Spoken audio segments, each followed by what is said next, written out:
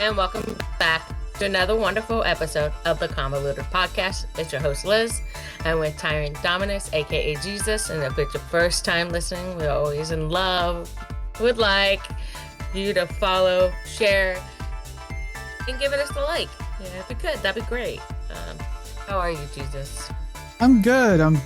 You know, it's one of those weeks we survived the Pacific Northwest snowstorm, surprisingly. Just a mini recap for me and my workplace. We literally were running bare bones for a lot of days because a lot of people couldn't make it out of their homes. But yeah, it was fun. I fortunately and unfortunately had taken the day off on the biggest day of the storm. But that kind of canceled my family plans that we had that weekend. I scheduled that off to go visit some family up north, which, well, fortunately I didn't have to go to work because I was already scheduled off, so I just cozied up and the like. But it's fine, at least in our area it's finally clearing up. Things are normalizing again in certain parts where we live. I know some places are still a little hectic, but do best wishes to everyone, because I was watching a lot of TikToks and clips of, man, some places had it real bad out there. Bruh. How about yourself? Yeah. Well, unlike you, I was pretty much the sole survivor of going into work and showing up for the shift. Wednesday was the worst. I wound up being the only technician for about 3 hours. And I give out to the shout out to the technician for sticking out a little longer to do some IVs because I had forgotten my work shoes. I wore my work because it was lookout. Yeah, that was bad. Honestly, it was pretty bad. I mean, I was IVs, I was the central tech, I was the outpatient tech and central tech about 3 days of the week too. So it's been a crazy hellhole. We got some upsetting news on Wednesday. So it's just one day at a time lately for us right now at this moment in time. So cherish your loved ones, y'all. Yeah, we've been saying that 2024 is the year of recovery, but boy, is 2024 not letting us recover. It's just hitting us still hitting us. I would say I think after winter. I think winter still, let's count when spring revives, right? Spring. Mm-hmm. So I think we're still spring revival. Kind of. Because yeah, we're still getting kind of hit. It's kind of hard. That's the other thing we were talking about, resolutions. It's kind of hard to do things when people make resolutions at least it's for the northern hemisphere during the winter season, when you really can't do much and go out and do things of that. I think it's best to kind of start when the weather is starting to welcome. I think that's also kind of what we're doing as far as our some of the things we've decided to do. We're taking our time prepping. I think it's best for anyone out there to slowly prep your way into any goals and resolutions. Whenever you start them, it's best to, some things you can't prep for, but if you can, take the time to prep into them, because definitely there are situations which are unexpected, which you just never know, and you just got to take them one day at a time. But when you can prep for them, use that prep time to get yourself ready and going. And that's kind of what we're doing for the show. We spoke a little bit, we're not going to rehash everything. We've slowly been dwindling our schedule. So coordinating, that's the word. Coordinating our schedules so we can have everything ready So, and we're going to be announcing who might be joining us as potential some guest hosts for February. We'll see.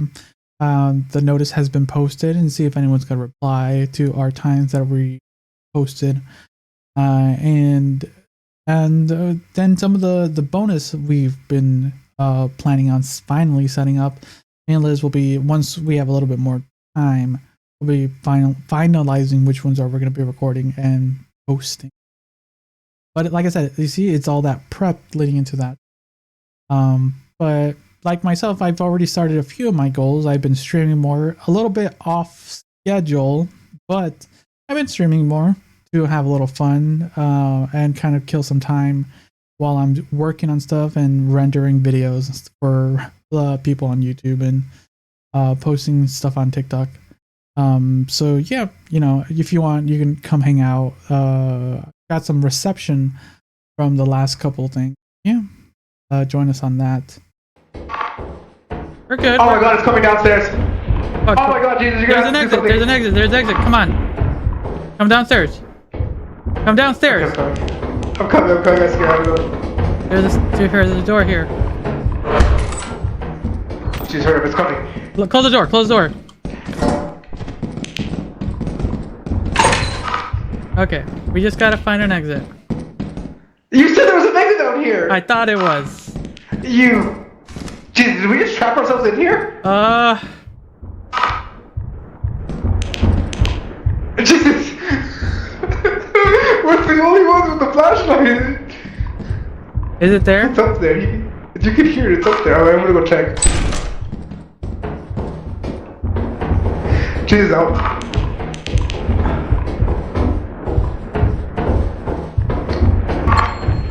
Jesus. Behind. No! Shit! Run. Close the door. Anything else you want to catch up with or go over before we jump into some of these stories? Yeah, no, just the person who commented. Thank you, appreciate it, and yeah, we'll keep up the good work, right? Yeah, we read all those comments. Like we take feedback. But yeah, thank you. All right, we're gonna be jumping into what is the first story that kind of caught your attention, Liz? Oh boy. Hello. I really haven't been able to do much since I was working a dog. Oh, let's talk about working. Let's do this one then. This the Walmart one. Start with that one. Oh yeah. Let's start with that one. I Let's thought that was interesting. Oh yeah, go ahead and go with that one. I do my job. Walmart gains TikTok fame after radiating positivity. Monroe, Louisiana, a Walmart greeter in Louisiana, has captured the hearts of more than 1 million viewers on TikTok. Mr. John became somewhat TikTok famous when a video from him expressing his dedication to his job went viral on social media platform. TikTok user Keita Wright posted the video Monday, recording the encounter with a beloved employee. Rain or sleet or snow, I'm on the door, said the 76-year-old John Terry. I do my job. The video quickly gained over 1 million views, with the leaving comments admiring his work ethic and his kindness. He's one of the sweetest employees there, one person commented. He is the best. The man is love and light every single day, and the whole community knows him, another person added. Despite severe weather conditions in the Louisiana region, Terry was there to do his job. That's nice. That's pretty much it, the story. Yeah. It's a simple story, a little bit uplifting compared to what we normally read. But yeah, it's one of those things where it's just an older gentleman, just a person doing his job. Kind of what was it's the old, I wonder if they still do it, the old postal kind of not phrase. What is it? Whatever. Oh yeah, rain, snow, or sleet. We're always there to do the job. Something like that, yeah. Kind of thing. Yeah, I can't remember exactly what it is, but I know what you're talking about when the U.S. Postal posts that. So. And sometimes, when you think of social media, you either get positives or negatives. And this was a very, and also when you think about Walmart, you really get a lot of negative things. But at least this time around, we get a very positive story of this gentleman, of John, just doing his job, just coming into work. Dude, just he may be what some people may consider just a simple greeter, but he's there to lighten up some people's days. That's what some people forget is, for a lot of people, just going out to a grocery store or malls. I was gonna say malls, but a lot of malls are closed nowadays. Malls are almost becoming extinct. But some of them still exist if we live in the Northwest. And look at that shit. But yeah, a lot of people use these places to kind of socialize and just get out, get a walk out, just be out and about, basically. And he's a well-recognized person in the community because of this. And it's one of those things, like, this level of work ethic isn't around as much anymore. We've seen it in our workplaces. We've read it on a lot of these stories we have. It's just like a lot of people just don't have this work mentality. And I'm not saying it's bad, because definitely there's been a lot of social medias that I've seen of people not taking certain jobs because the amount of money, which is rightly so. You should be getting paid what you're worth, and getting the benefits that are, like, required to survive in this economy. So why take the bare bones and be living? What do we call it? The golden the golden sweet spot. The sweet spot. The sweet spot. Yeah. We shouldn't be trying to scrape our way to the sweet spot. We should be being able to live in that sweet spot. But at this moment, at least for now, people should be able to just do their job with this level of somewhat dedication. Understandably, there are times you may say, like, it's hard for people to get to work. I fully understand that. At least, like, for me, I personally would not be able to like physically get to work if during a snowstorm in my area. So not what the hell. So there's a lot when it comes to, like, yeah, it can be weather or it can be circumstances. Yeah, definitely it's not like work first. But there are moments where, like, just sometimes you just gotta do the job.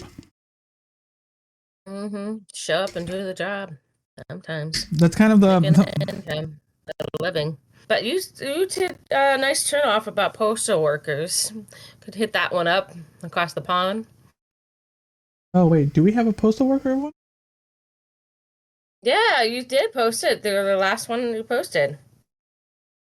Oh my god, yeah, wow. Let's do that. That's what we're doing great transitions this episode. It's great transitionally, but god, is it a horrible story. It is. It's horrible. Okay, so what happened here? Let's give us 1 second, everyone, here as we pull up this story. Because I saw a clip of this just the other day. I'm like, I gotta find an article to read for this one.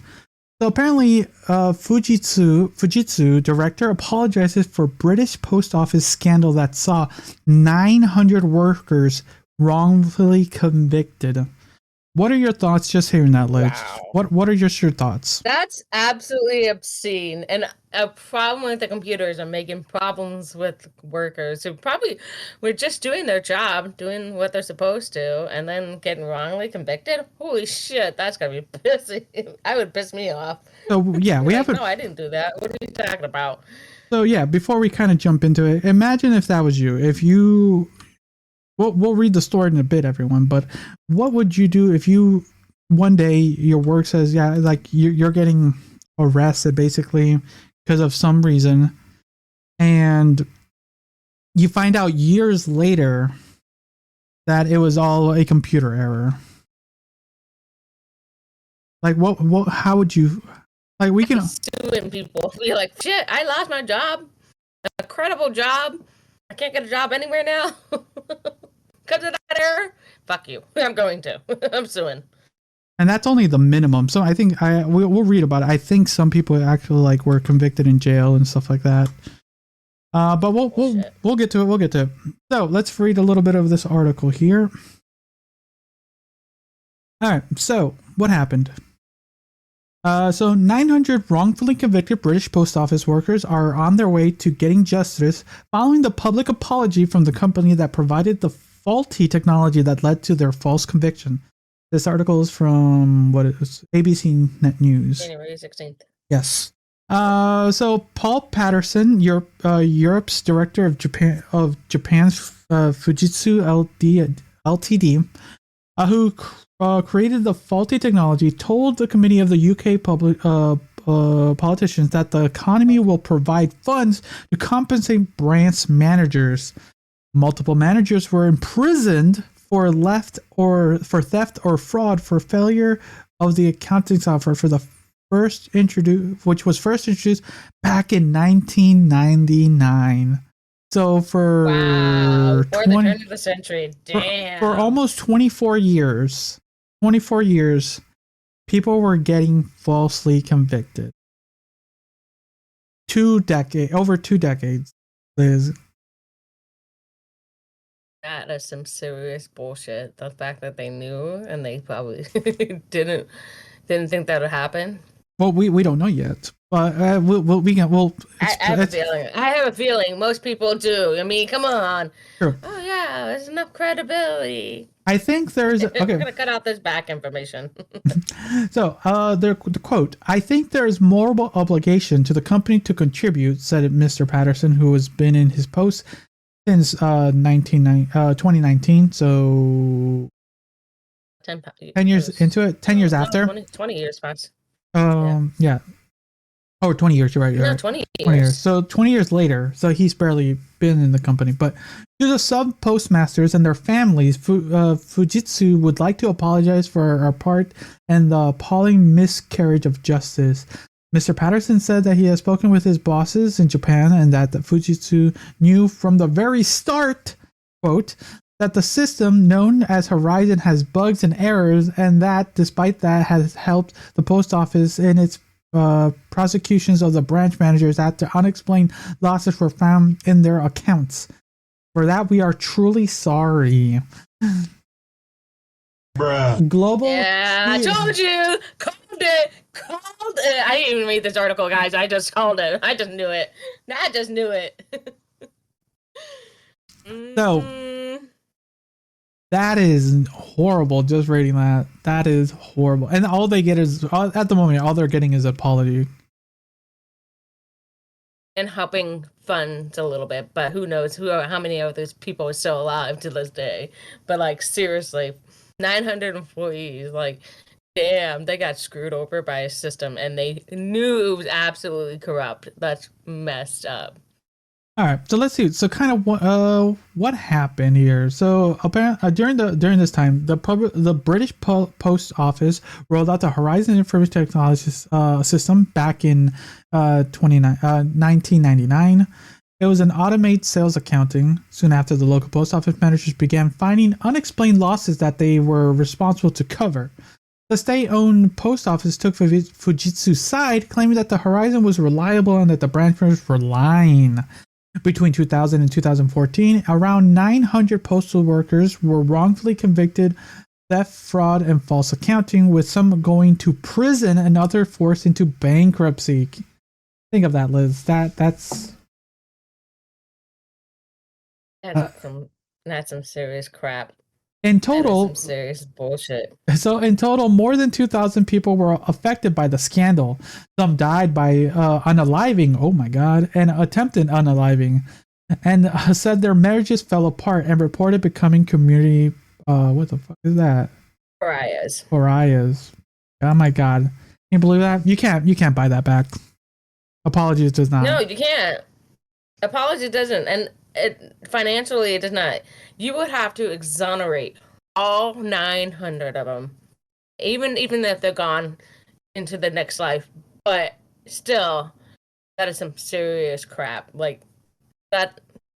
wow, marriages are just gone because of this stupid shit.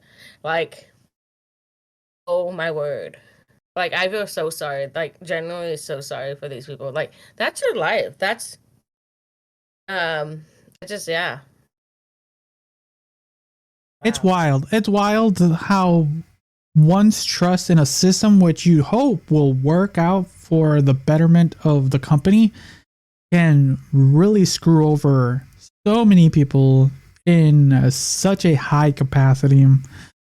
I know, right? But yeah, we kind of get the gist of this story from what I was just kind of scrolling through it a little bit. It looks like only out of all the convictions, only 95 of them have been overturned so far, which is way too low. Just that's kind of shy, just a little over 10%. And then some public inquiry into the scandal. So it just began back in 2022. Apparently based on a docudrama that was on ITV and has reignited the public's interest and support for the victim. That's what's good.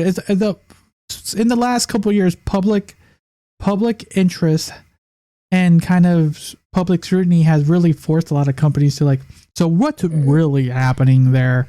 Like, because now the public has a much bigger voice in certain things. It can be used for positivity in this situation, but definitely it has been used for malicious intent, to say the least. But yeah, it's wild. So yeah, and it looks like the British people were convicted, and they're only offering £1 billion in compensation. So think about it: 2,000 people.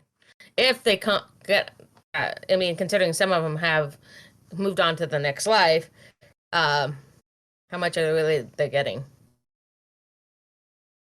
So that's some serious crap, though. Yeah, I think it's not enough to take back. I think whatever number they pitch, it's too low. You gotta add more, and even when they add more, you gotta even add more to that, because yeah, that is like there is nothing you can do in this situation. And yeah, as much as a company is willing to like face fault for this and start with this apology, it's just like that it's not enough for what's happened these over 2 decades. Like, yeah, it is horrible.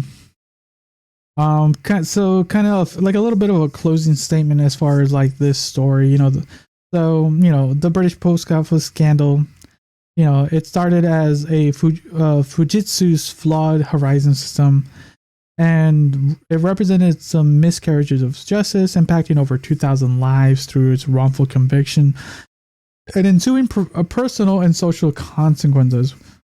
With recent acknowledgement and apology from Fujitsu and intensified public attention, there's a new concrete effort to provide justice and compensation to the affected individuals.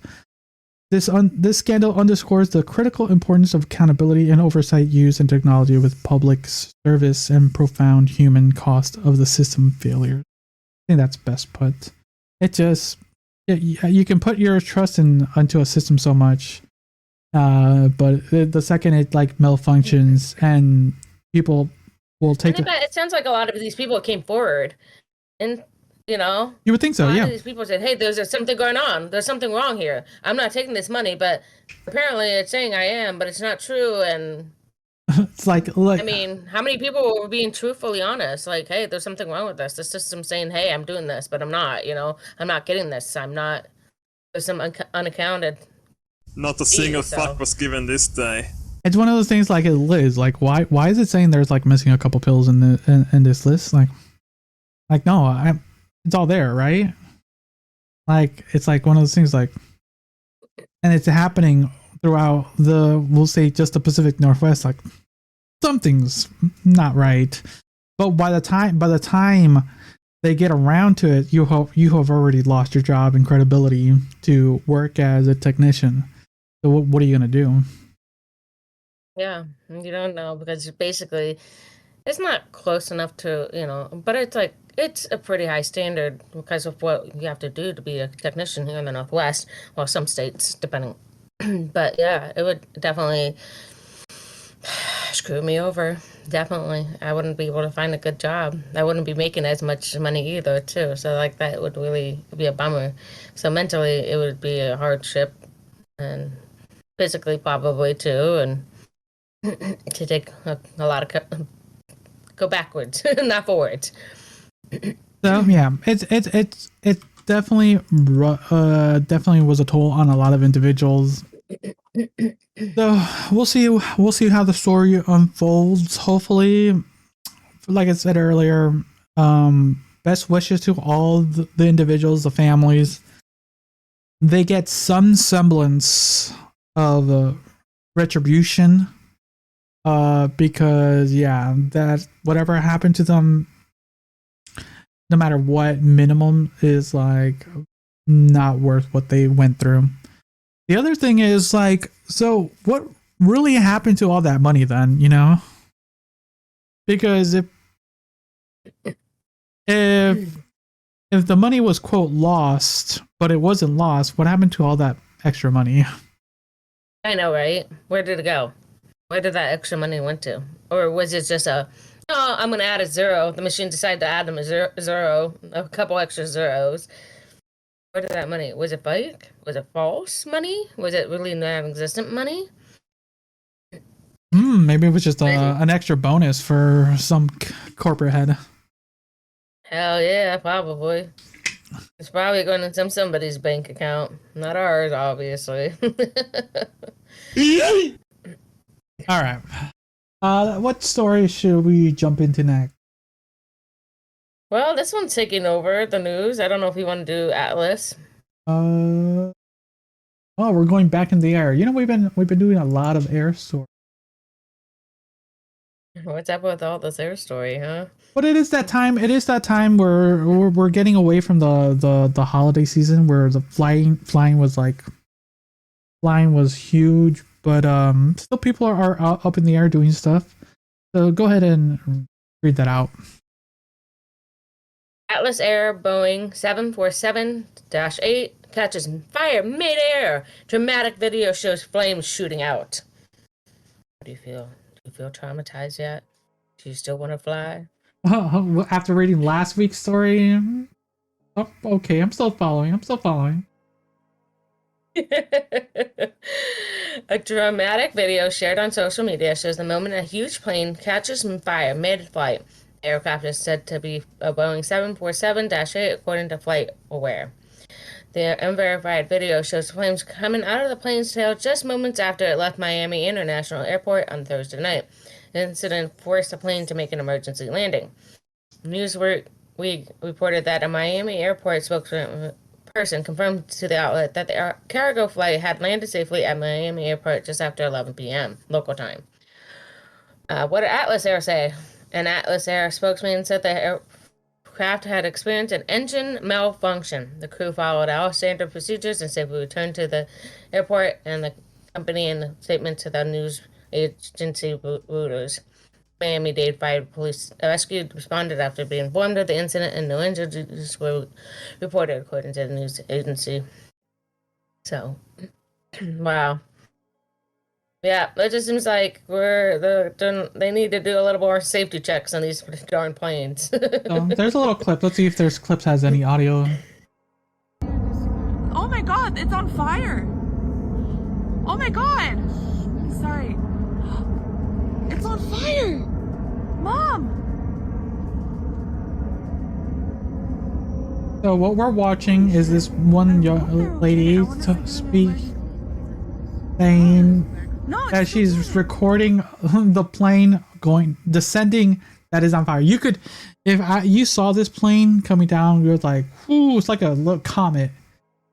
God damn, that damn. Yeah, definitely planes are not the safest way to travel. So if you've been afraid of planes, man, you are getting your evidence of not flying. If that happens to be me in March. So Just give me some good omens and blessings, and hopefully I'll be okay. I'll survive coming to and from. So I can keep the show alive for Jesus' sake.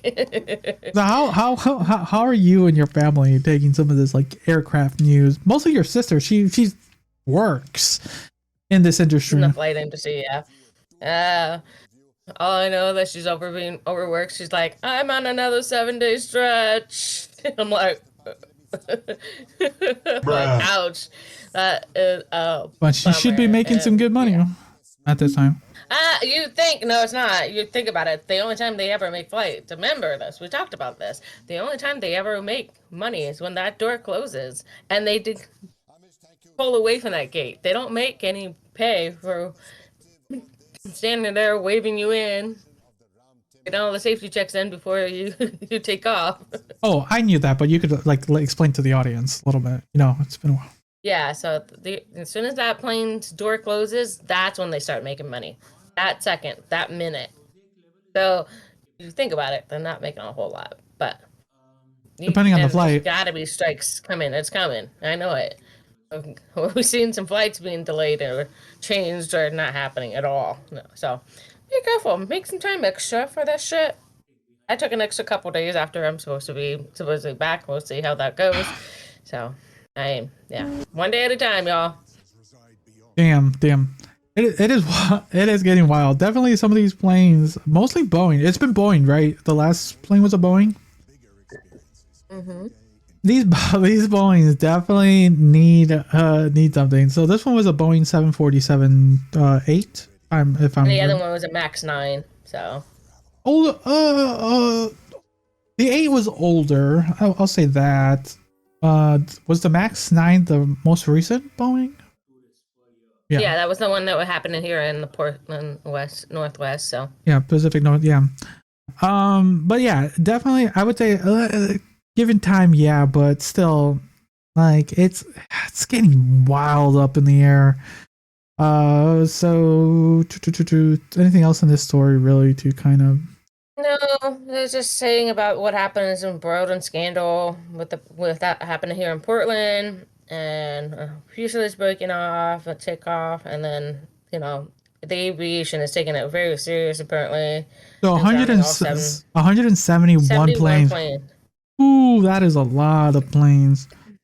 Yeah, that just puts delays on delays right now because you have now less vehicles to use.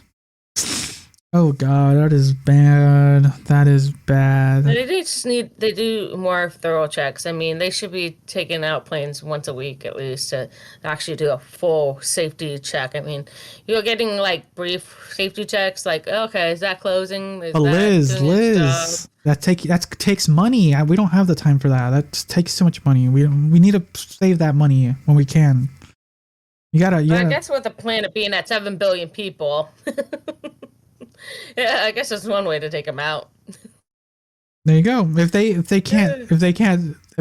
not alive, they can sue. And one less plane to maintain. Yep, but they had to produce more planes out there. So I know Boeing's working on it. I think I know they laid off a bunch of workers back in a long time ago, but I think they're. When was that actually? So we'll see. Let's see. When was that? Boeing. Playoffs. They were back in.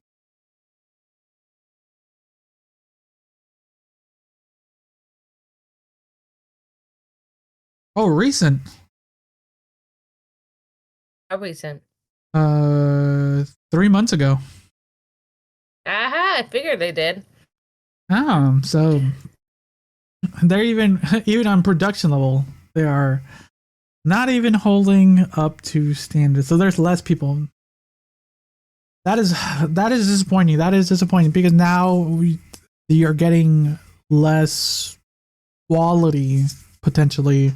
You're getting less quality in the product basically, and then depending on how well maintained these vehicles are. Like there are ways to cut corners, and and I think that's what a lot of places have been doing, to say the least. It's disappointing, it's sad, but companies are trying to save any like pretty penny they can at this point.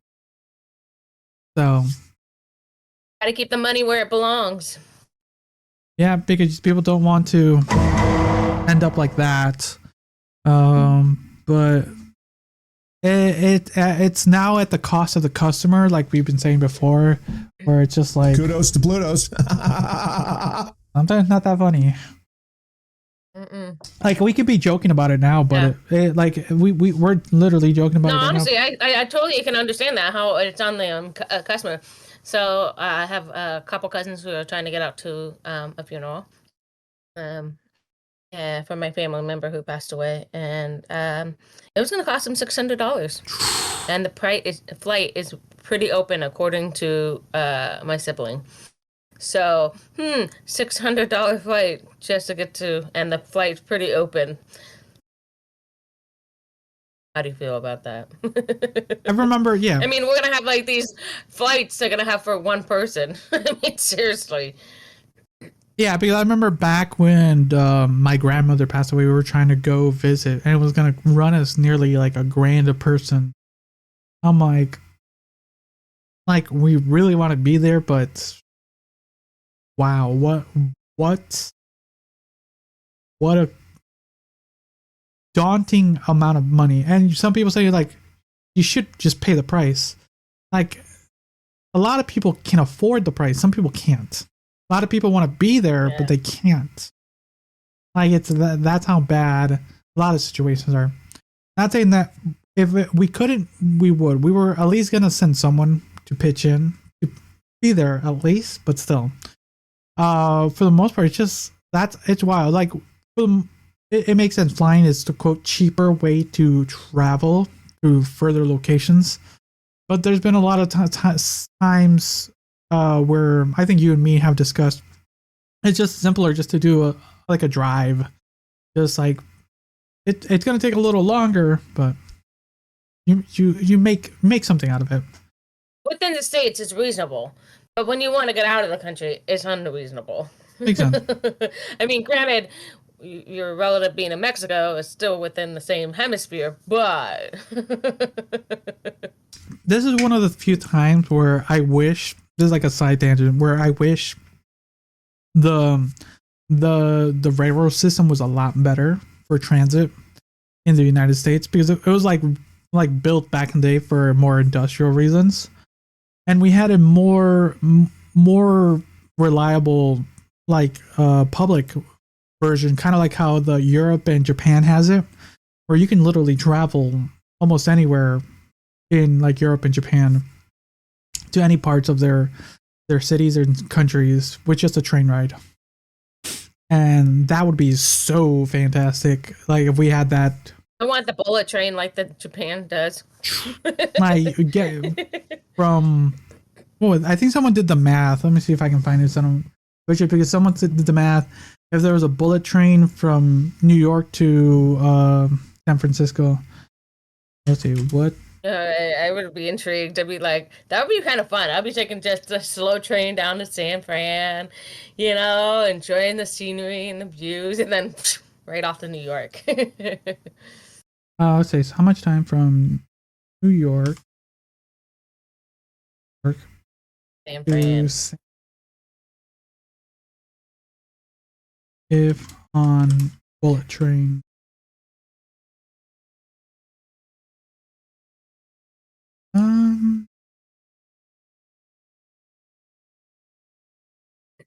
Good old Reddit. How long would it take a bullet train to go from New York to California? So for reference, apparently, a bullet train goes roughly up to 200 miles an hour. So that's roughly about a plane. Well, not maybe a slower end plane. So for reference, a flight is 6 hours, nonstop, and a nonstop ride would be 14 hours. So it'd be 14 hours, Liz. Maybe not. It's like that's enough to go for across the country into the other side of the hemisphere. Like I don't think so. Well, remember, I this don't. I, this is I, from New York to California. 14 hours. I mean, it's granted it's a lot shorter than driving by car, which would what 5 or 6 days, maybe a week, depending on how fast you go. Well, that's why you make it just like a trip. You just like enjoy your time, relax, just consider that one of your days. Yeah, I could do an overnight, sleep through most of it.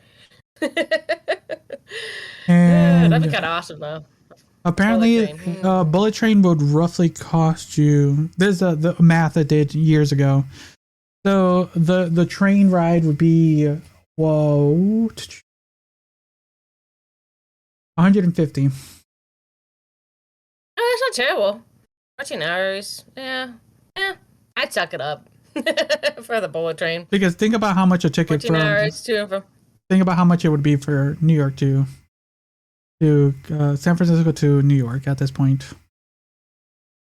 $800. So okay, so what are you willing to shell out the money, or are you willing to like, okay, I'll just take a bullet train? I'll take a bullet train. I'll live. Yeah, it's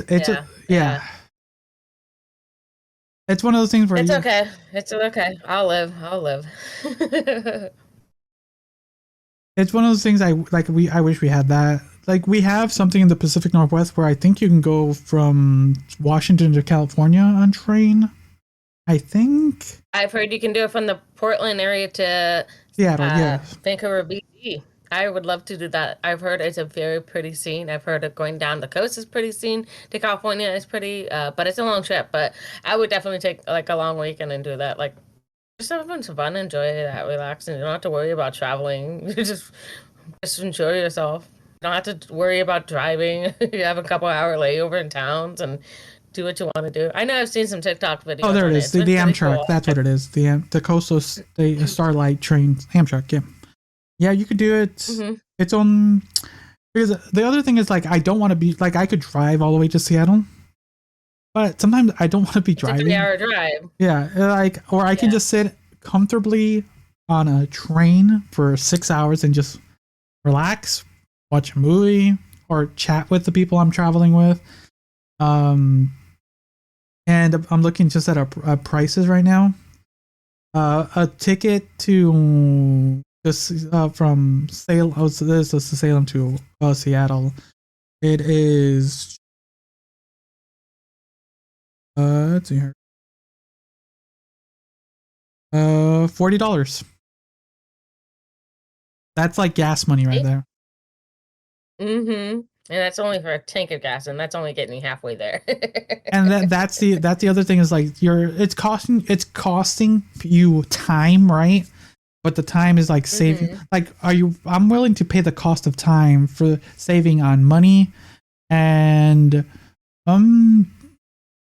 like relaxation. You know, like I'm gaining that. I'm just relaxing.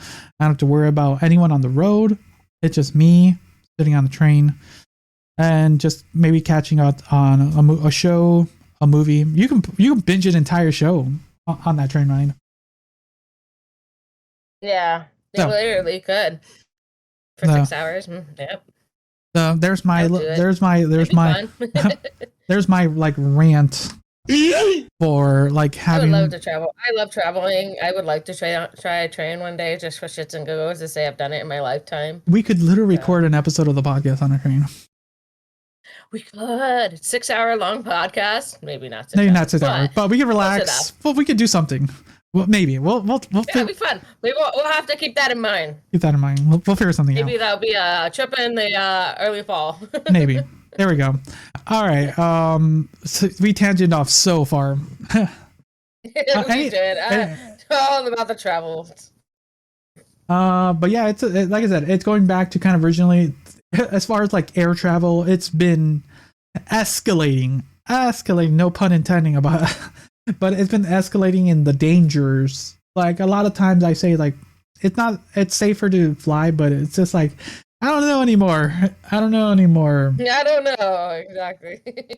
All right, let's, I want to get into this story of we're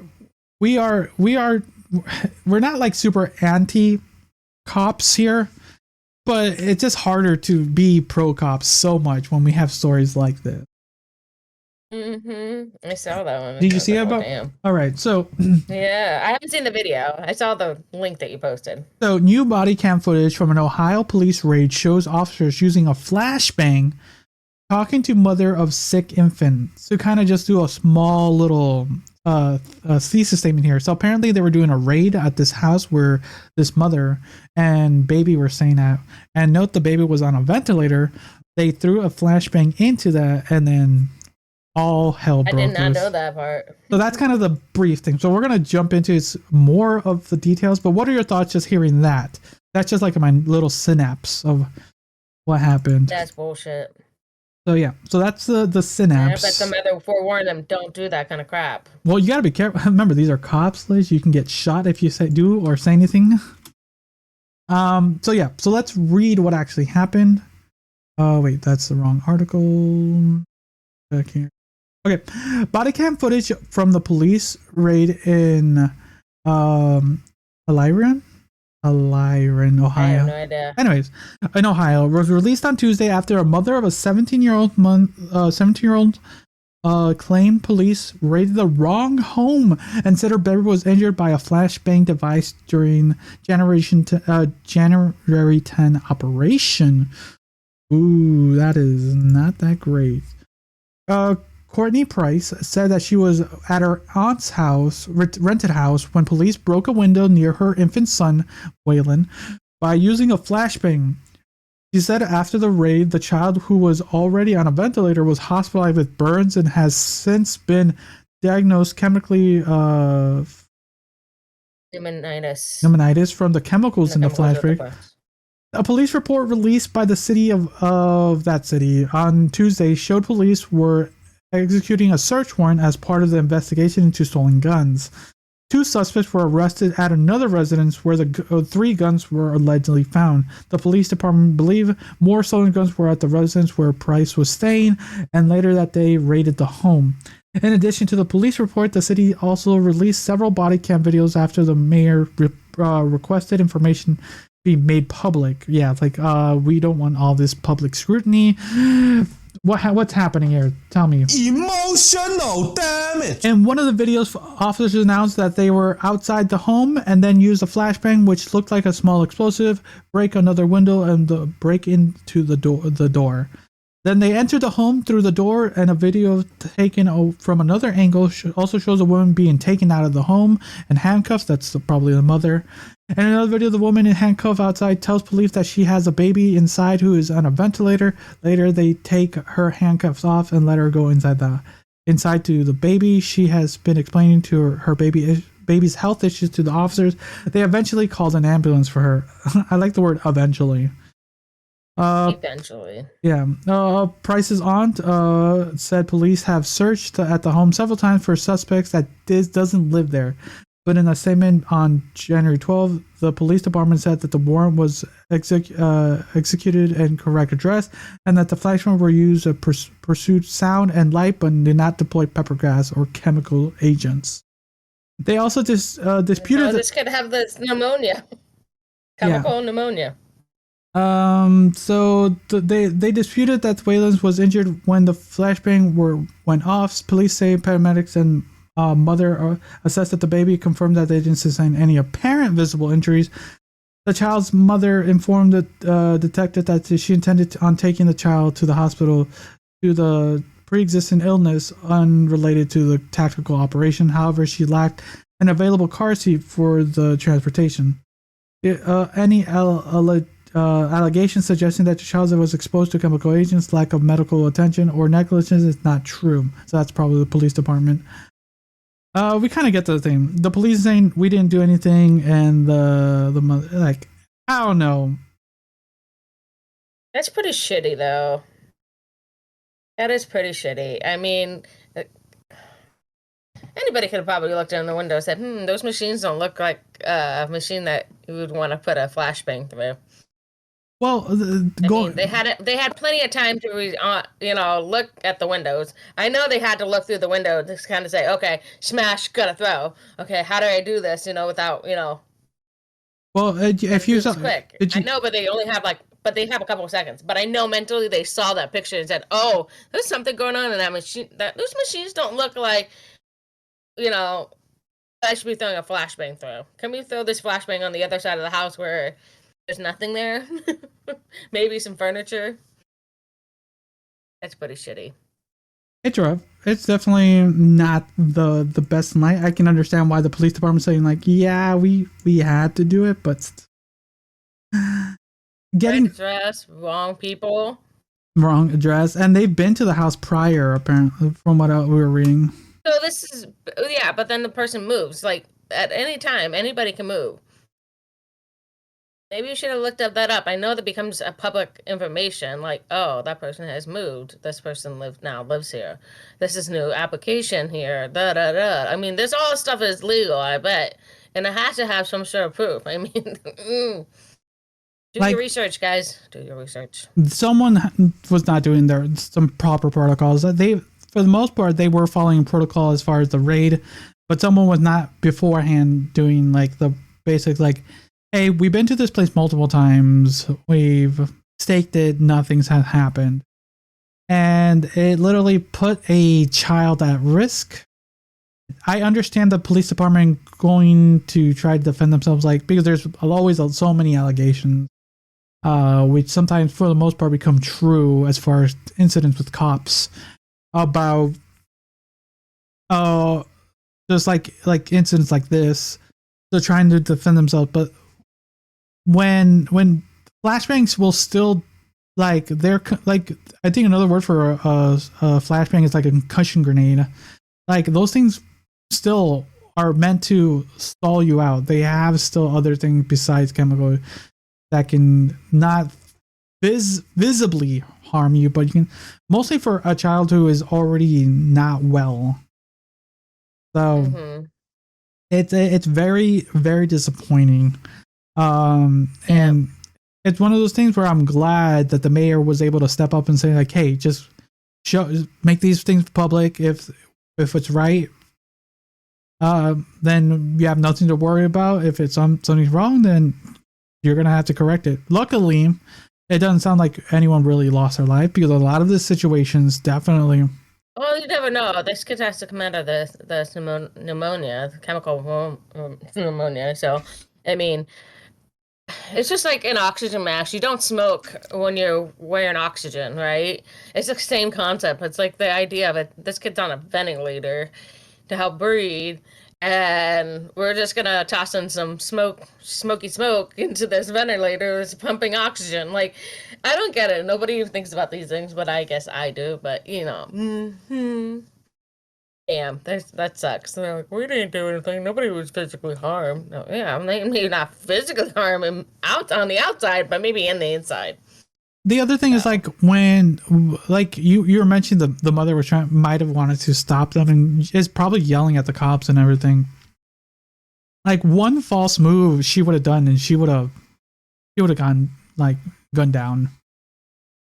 Oh yeah, absolutely. Like, this was a lose-lose situation. There was no positive things happening in this story. And that's the disappointing part. Like, there was nothing potentially able to happen in anything here. Is like, they were just in the wrong. They were in the wrong place. Technically, they were in the right place for them, but in the wrong place for this situation. And that's what's disappointing. Hopefully, they can get some level of compensation. Like, talking back about compensation. Going back to about compensation. Like, it can't go back to the anxiety and the fear they had at that moment, but at least they can help them. Shit, PTSD, straight up. At least the kid won't know, but the mom will, definitely. I don't trust the cops. Sorry, they raided the wrong house. And that's another. It's just do their damn research if they. And that's another.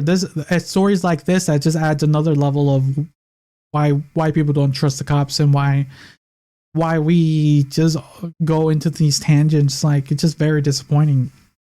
And I personally know like 2 people who are cops, and like we have joked with them a lot, but it's one of those things. It's like, it's just, these are the faces we see, the public we see, and we talk about some positives, but those are far and few in between when it comes to those stories. There's just so much more negative stories, and it's more right. So we should be telling these stories, because this should never have happened. Never. No, it shouldn't have. No, it shouldn't. You're absolutely right. Fuck me, right? So, any final thoughts on this? Nope. I'm sorry for the family. I'm sorry for the old kiddo, and hopefully the kiddo comes out clean and happy and healthy, and I hope the mother gets compensated for sure. And this is bullshit on so many levels. All right, let's do one last story. Let's do the first story I posted, because this is like just random luck. There's no such thing as good luck. Apparently not for this one lady. Okay. Tree smashes Cedar Mill woman's roof, then second smashes her cars. Wait, how does it go? Is it a video? Oh, it's a video. Oh, okay, give me 1 second, everyone. I'm going to be sharing this video. Apparently. Did not know that.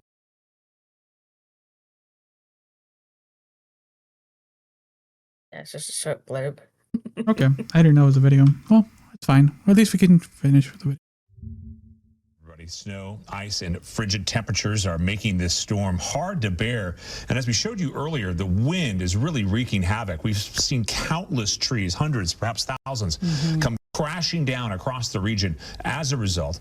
And for many, those trees are continuing to cause major distress. Fox 12's Amel Elhel joins us now live from the Cedar Mill area. And Amel, we see you're in a pretty residential area. What are you seeing out there exactly? So yeah, so this is back when the storms were impacting the area in the Pacific Northwest, and definitely it was rough. It was rough, definitely. So this is probably Thursday, Friday, I would say, when I'm trying to find. It looks like it was January 13th, so it was posted, this video. Okay. So, We are in the West Park neighborhood, which has seen a lot of damage today. Here behind me, you can see 2. So for anyone listening, I think she's going to explain, but oh my God, that is a rough sight. Trees that have fallen on a home. Now, these trees are not the only trees, of course, in the area or even just in this neighborhood that have fallen. Many trees have come down. Even getting up here today was a struggle because there were so many downed trees. If we can pan up to a little higher, you can see the wind making those trees sway. And obviously at the top, you expect that area of the tree to be swaying, but even to see the base of the tree swaying and to sometimes hear cracking is a really terrifying experience. Now, if we pan down the road here a little further, down the road here further into the neighborhood, there was another downed tree blocking the entire road. We couldn't even get beyond it, but I did speak to a homeowner who lives down there who had a tree fall on their home. I want to give you a look at this photo that she provided to us of what her home is looking like tonight. Taking a look at this photo, you can see she's going to explain it. One of the branches actually pierced a hole right in the middle of the living room ceiling. You can imagine just how scary it would be watching this happen in your own home. But after speaking with the homeowner, she told me it was the noise of it all that was the really terrifying part. It's almost like you're watching a horror movie, and it just like the volume just goes all the way to max. It's so loud. It's so loud, and it feels like it's right on top of you. And our whole house is surrounded by trees, and we have big windows, and so we could hear the trees going back and forth and hear them hitting the house. And then when it actually goes through the house, I don't know how to describe it. It was scary. It was scary, and I'm not easily scared. Now, if a tree shooting through your living room ceiling isn't bad enough, if you can believe it, things got even worse for Kathy and her husband. How do things get worse than a piercing on your house, you know? You know? Bruh. Jeremiah. She said after the tree came down, they immediately started packing their cars with everything they would need. And then as they were doing that, another tree came down and came crashing down on both of their cars. Definitely a scary situation. Probably the worst it can get for somebody having a tree come down on their home and then total both of their family cars. Now, that it seems like it's the situation here for many places in the neighborhood. The home we showed you before, they also have 2 trees on their home, and there's a car in the corner. I'm not sure if you can see it. That also has a tree laying on the top of it, but definitely a scary situation here in the Portland metro area for sure. Live in Washington County. Okay, give us 1 second.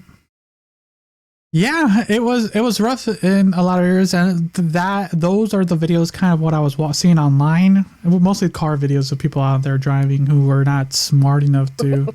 Not smart at all. I saw some of those videos, but honestly, it kind of reminded me of the Santa Ana winds. I grew up in Southern California, so like for me, it was like that reminded me of the Santa Ana winds, where the trees were swaying.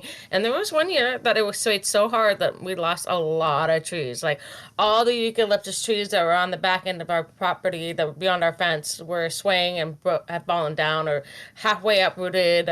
We had one that literally blocked the whole like street trying to get out, and luckily there was no house on that inlet, but it was like, oh my god. So we had to go around, like we were doing a 3-point turn around this tree to get out of the neighborhood to even go and get like groceries or, you know, some sort of chaos like that. But it was just like, oh my word, you know. I feel for those people. It sucks, especially, you know, those trees are coming down. And yeah, she's right about it. It's like the volume increases as those winds are swaying. You're like, holy crap.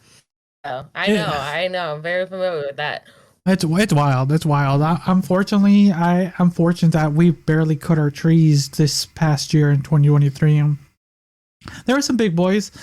But there's one more, but it's like on the furthest, but you never know. It's one of those things like where it's like, oh god, it's just so crazy. And then like they got a double whammy, this family. They like got their house was total destroyed, and then their vehicles were total. It's like no luck. Talk about some people that need talk about someone needing recovery for 2024. They're going to be absolutely needing it. They're going to be in the long haul as far as the insurance agencies like trying to.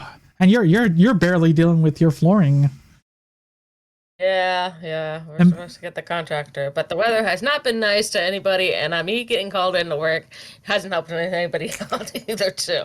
So yeah, I totally get it. I feel for everybody out there. That sucks. You know, the trees and coming down and ruining and giving some people some bad luck. Definitely, that no bueno. Okay, we'll end it there, everyone. Liz, do you have any final statements as far as today? Nope. Be warm. Do your research. Don't be like the cops. And what about you? For the most part, it's once again we get another wild stories. I'm glad that the weather hopefully is getting a little bit better in the area. Hopefully it'll calm down. Like it was chilly, really cold. It's in the 50s next week. Oh, so that's nice for us. Even better.